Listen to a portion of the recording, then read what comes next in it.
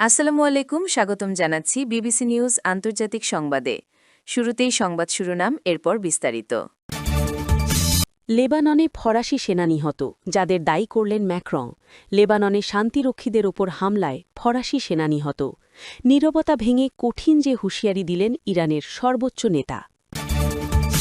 দর্শক, এতক্ষণ শুনছিলেন সংবাদ শিরোনাম। এখন বিস্তারিত।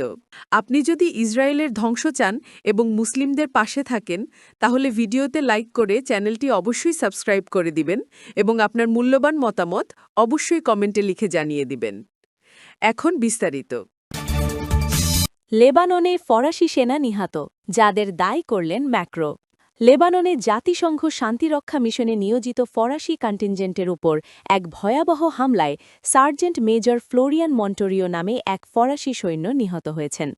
ফরাসি প্রেসিডেন্ট ইম্যানুয়েল ম্যাক্রো এক আনুষ্ঠানিক বিবৃতিতে এই খবরের সত্যতা নিশ্চিত করেছেন। নিহত মন্টোরিও মন্টাবানে অবস্থিত ১৭তম প্যারাশুট ইঞ্জিনিয়ার রেজিমেন্টের সদস্য ছিলেন। আজ শনিবার ১৮ এপ্রিল সকালে দক্ষিণ লেবাননে ইউনিফিলের ওপর এই আকস্মিক হামলা চালানো হয়, যেখানে মন্টোরিও প্রাণ হারান এবং তার সাথে থাকা আরও ৩ সহযোদ্ধা গুরুতর আহত হন। আহত সৈন্যদের উদ্ধার করে দ্রুত চিকিৎসার জন্য সরিয়ে নেওয়া হয়েছে।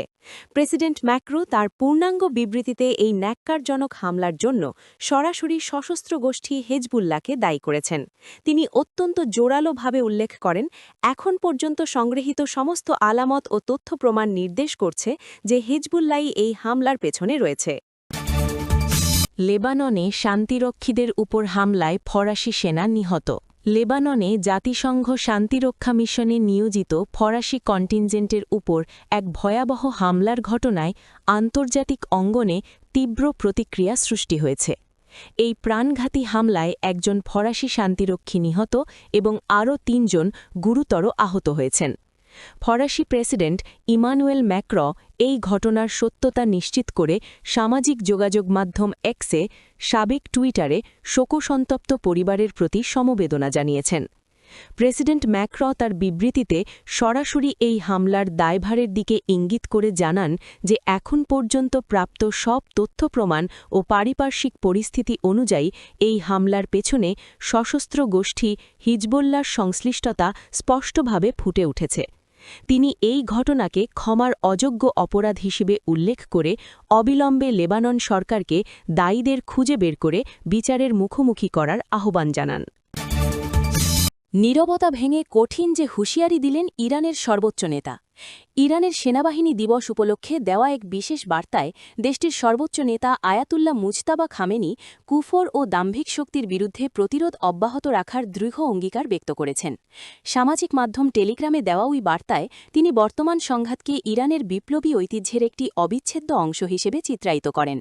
তিনি দাবি করেন, ইরানের সেনাবাহিনী তথাকথিত ২ শত্রুপক্ষ যুক্তরাষ্ট্র ও জায়নবাদী শক্তি দুর্বলতা ও অবমাননা বিশ্ববাসীর সামনে উন্মোচিত করেছে।